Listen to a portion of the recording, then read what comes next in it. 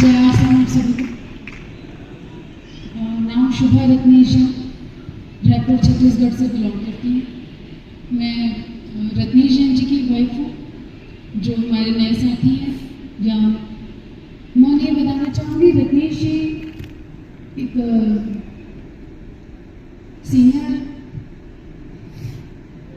Core leader थे, सब fire के पेन पे थे। और मैं क्योंकि इस बिजनेस की अब नेक्स्ट जनरेशन हूँ, और रत्नेश जी के बाद में मुझे ये पेन ट्रांसफ़र की गई।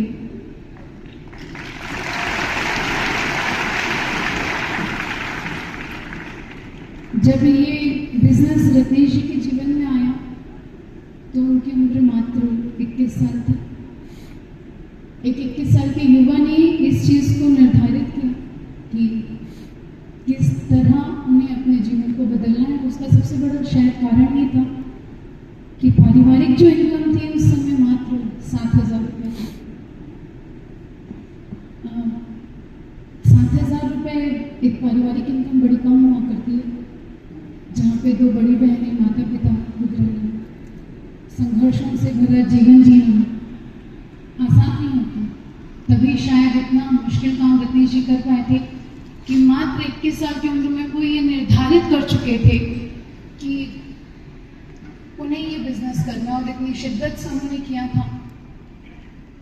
मात्र 3 महीने में रॉयल्टी थे, 10 महीने में टेक्निकल थे, और 5 साल में स्टार रूबी पर थे। जितना प्राउड आप सबको ये सुनकर होता है, उससे कहीं ज़्यादा प्राउड मुझे बोलने में होता है कि उन्होंने ये सब अचीव किया इतनी कम उम्र में। कितने सिंसियर और कितनी डेडिकेशन के साथ उन्होंने काम किया होगा। कभी मैं सोचती हूँ तो लगता है इससे ज़्यादा मुश्किल और कोई काम नहीं था कि एक युवा जो इस चीज़ में अपना जीवन बिता सकते थे कि मेरे खेलने खाने की उम्र है, मैं भी बाकी युवाओं की तरह मौज मस्ती में अपना जीवन निकाल सकता हूँ। कितने बचपन से संघर्ष देखा हूँ, और ऐसा संघर्ष भी देखा हूँ कि जहाँ अगर मुझे दिवाली मनानी है तो ये ज़रूरी है कि मुझे अपने घर के बाहर एक पटाखे के स्टॉल लगाना पड़ेगा, और होली मनानी है तो ये ज़रूरी है कि मेरे घर के बाहर रंगों का मैं स्टॉल लगाऊं, ताकि मैं अपने घर में उस रंगों, बचे हुए रंगों से खेल पाऊँ। ये परिवार की सच्चाई को एक्सेप्ट करते हुए उन्होंने ये इस तरह से काम किया। जिस दिन उनके जीवन में आरसीएम आया होगा ना, मुझे लगता है उस दिन भगवान की उन पे नजर रही होगी। लेकिन शायद सरस्वती माँ बैठी हो जुबान पर, उसके बाद उन्होंने कभी पीछे मुड़कर नहीं देखा। रहवासी जगदलपुर के थे,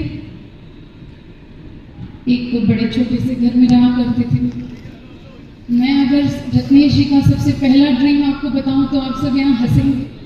रत्नेश जी ने अपने इनकम के सबसे पहले चेक से वॉशिंग मशीन ली थी, क्योंकि उन्हें लगता था बाकी काम करना आसान है, पर ये जो मेरी जिम्मेदारी मेरे सर पे है ना कि मुझे कपड़े धोने पड़ते हैं, ये मैं नहीं करूँगा। तो उन्होंने अपने चेक से सबसे पहले अपने घर में वॉशिंग मशीन ली थी, जो इतने छोटे सपने के साथ चालू करे। और उसके बाद अगर वो जगदलपुर में सारे घर लिया, गाड़ी ली, बाइक्स ली, बड़े शौकीन थे। हर बार कुछ न कुछ चलता रहता था, क्योंकि दिमाग में सब करने के, वहाँ ले लेने के बाद दिमाग में फिर खुरक आता है कि चलो थोड़ी सी उड़ान और भरी जाए। जगदलपुर में तो सब हो ही गया, अपने अब रायपुर में मैं आगे बढ़ूँ। उन्होंने 2007-8 में रायपुर शिफ्ट हो गए थे, और 2009 में हमारी शादी हुई थी। सितंबर 2009 में ही रत्नेश जी का सफायर लेवल आ चुका था। आप सबको लग रहा होगा इतनी सारी कहानियों का कारण क्या। सिर्फ आपको ये बताना चाहती हूँ कि एक रीजन था और एक विजन था कि जो परिवार में सिक्योरिटी नहीं थी, जो परेशानियां थी, वो मेरी आगे आने वाली पीढ़ियों तक नहीं जानी चाहिए। जो जो जीवन मैंने जिया है वो मेरे बच्चे नहीं जिएंगे। इससे ज्यादा प्राउड की बात ना एक लड़की के लिए कुछ नहीं हो सकती कि आपने एक ऐसे लड़के से शादी की है जो सेल्फ मेड है, जिसने कभी किसी की सहायता नहीं ली अपने किसी भी जीवन में आगे बढ़ने के लिए या अपने जीवन में कुछ पाने के लिए। हम सिक्योरिटी की बात करते हैं,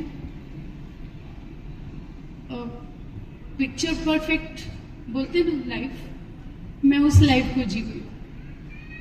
पिक्चर परफेक्ट लाइफ ये होती है ना, जब आजकल जो हम इंस्टाग्राम में देखते हैं, लोग 2-3 मिनट के लिए खुश होकर फोटो खिंचा लिया करते हैं, बाद में बैक टू लाइफ होते हैं।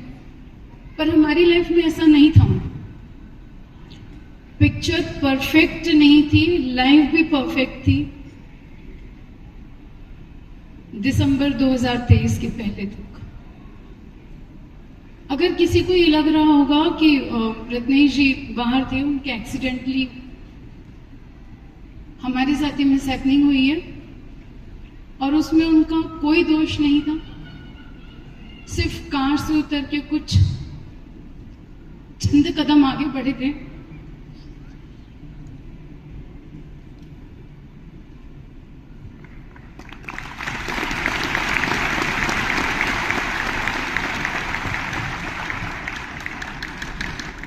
और पीछे से किसी बाइक वाले ने हिट किया था।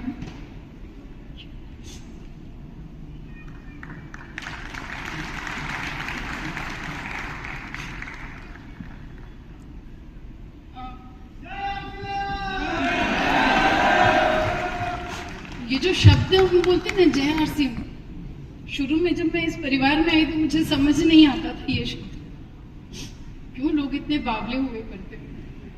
रत्नेश जी से बावला मुझे दुनिया में कोई नहीं लगता था, जो आरसीएम खाए पिए सोए जागे, और कोई दिखता नहीं था मुझे कि इसके अलावा कुछ करते हैं जीवन में। और आज मुझे लगता है अगर ये नहीं किया होता तो मेरा जीवन क्या होता।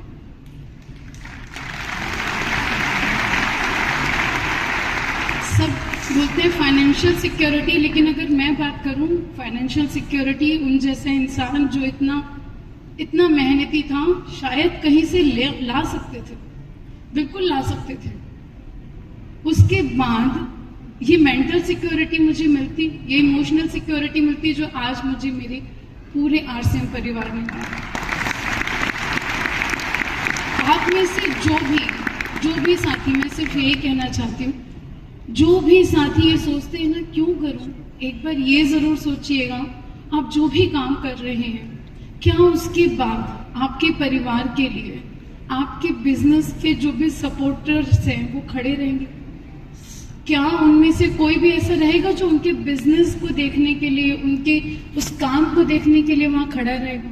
मुझे ऐसे कोई जगह नहीं नजर आ रही थी उस कंडीशन में जहां मैं टोटली ब्लैंक थी और मुझे ये लग रहा था पाँव के नीचे से किसी ने पूरी जमीन खींच ली है और कहा है कि अब खड़े रहो। तो ये जो हिम्मत मुझे मिली है ना कि खड़े रहो, ये मेरे परिवार ने मुझे खड़ा रखा है। ये आरसीएम परिवार था जिन्होंने पूरे हर एक दिन मुझे सपोर्ट किया और मुझे कहते हुए कहीं कोई संकोच, कोई शर्मिंदगी नहीं है कि अगर मेरे सारे जो हमारे साथी थे अगर वो नहीं खड़े रहते तो शायद आज इतने लोगों के बीच खड़े होकर बोलने की मुझे हिम्मत भी नहीं रहती। ये हिम्मत आती है आरसीएम से। बहुत बहुत शुक्रिया, धन्यवाद पूरे परिवार का। और बहुत तहे दिल से एक ही इच्छा है कि जो भी लोग, पूरे दिल से मेरी यही इच्छा है